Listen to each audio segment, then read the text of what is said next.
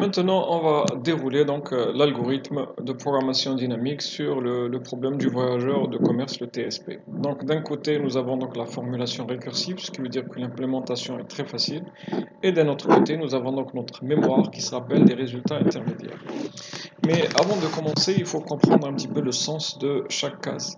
Si par exemple, je prends cette case-là, c'est la distance qui sépare donc partant la distance optimale partant de 2 et en revenant vers 1 en passant par le sommet 3. Donc c'est un petit peu une fois je suis à 2, je veux retourner à 1 mais je passe par 3.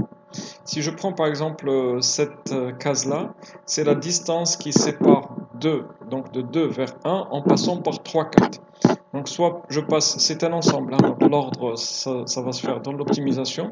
Je veux partir de 2 et je reviens à 1 en passant par cet ensemble-là. Soit, donc j'ai le choix soit de faire 2, 3, ensuite 4, 1 ou 2, 4, 3, 1. Le plus important c'est de partir de 2, revenir au sommet de retour en passant par ces deux sommets-là. Dans l'ordre, c'est la formule de l'optimisation de minimisation qui va donc le définir.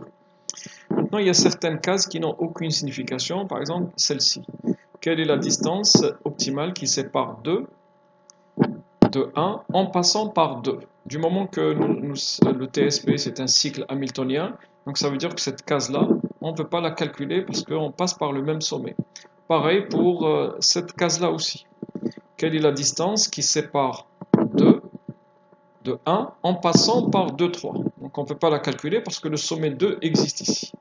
Donc il y a certaines cases qu'on ne peut pas calculer. Pourquoi? Parce qu'un cycle hamiltonien, on passe une fois. Donc, je ne peux pas dire quelle est la distance qui sépare 2 de 1 en passant par 2, 3 parce que je suis déjà au sommet de 2. En fait, il n'y a pas que ces deux cases-là. Voici toutes les cases qu'on ne peut pas calculer que j'ai mis donc en gris. Donc ici, par exemple, si je prends cette case-là, je ne peux pas la calculer parce que je veux calculer la distance qui sépare de 4 vers 1 en passant par 4 aussi. Donc dès que le sommet 4 apparaît, donc je ne peux pas calculer. Alors il y a aussi toutes ces cases-là. Pour 1, je ne peux calculer aucune, je n'ai pas le droit de calculer ces valeurs-là parce que le 1 ici c'est le sommet de départ. Et donc quelle est la signification de cette case-là? Quelle est la distance qui sépare 1 et je retourne à 1 en passant uniquement par 3? Et je sais que je suis obligé de passer par les 3 sommets. Dans l'ordre, on verra dans quel ordre, mais il faut que les 3 sommets existent si je veux partir de 1 et revenir à 1. C'est pour cette raison, il n'y a que cette case-là qu'on peut calculer pour le sommet 1. Toutes les autres cases ne sont pas légitimes, on va dire, parce qu'il faut passer par tous les sommets, étant donné que 1, c'est un sommet de départ. Et d'ailleurs, c'est cette case-là qui va nous donner par la suite la solution optimale. Donc on va commencer nos calculs de là, jusqu'à arriver à cette valeur-là qui va nous donner donc la solution optimale. Bien sûr qu'on connaît qui est donc 2 plus 4, 6 plus 1, 7, 7 et 5, 12. Allez, on commence donc par le cas de base, c'est-à-dire on va calculer DI, l'ensemble vide. Et donc on va calculer ces 3 cases-là. Alors là, on applique la formule directe. Si je remplace I par 2, ça va faire de 2 vers 1. Si je remplace par 3, ça sera de 3 vers 1. Et si je remplace par 4, ça sera C4, 1. Et voici donc le calcul. On applique à la lettre cette formule. 2, 5, 8. Une fois ce calcul a été fait, on stocke les valeurs dans la table. Ensuite, maintenant, on passe à un cas, par exemple, le calcul de cette case-là, D3, 2. On remplace ici I par 3 et S par 2. Et on va obtenir D3, 2.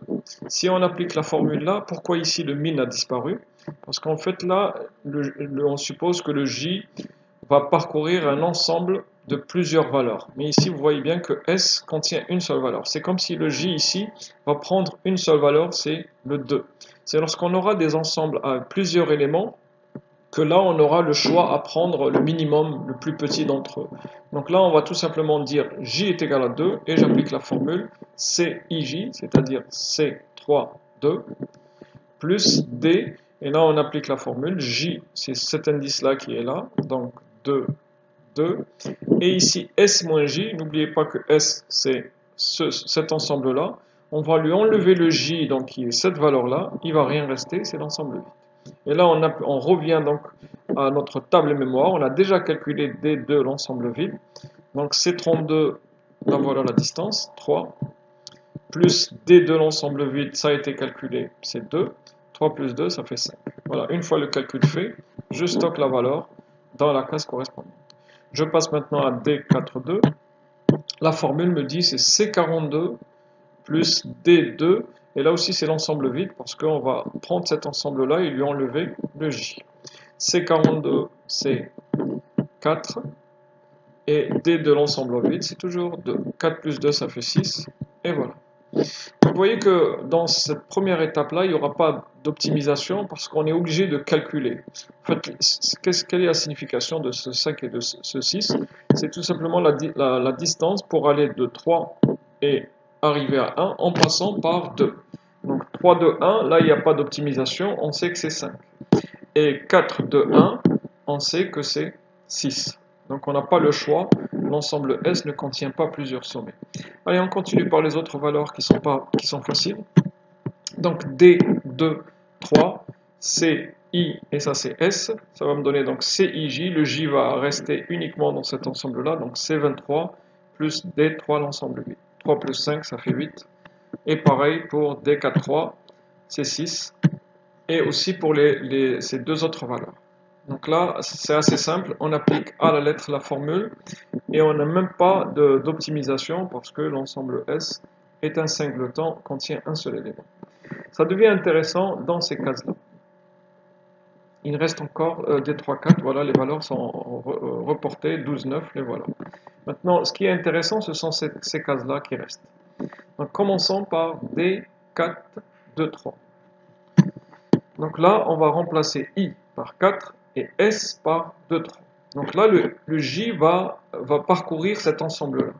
D'abord, on considère que J est égal à 2, et ensuite, on considérera que J est égal à 3. Donc si J est égal à 2, ça va me donner CIJ, c'est-à-dire C4, 2, plus DJ, donc la distance. Je prends ce J-là, je le mets ici.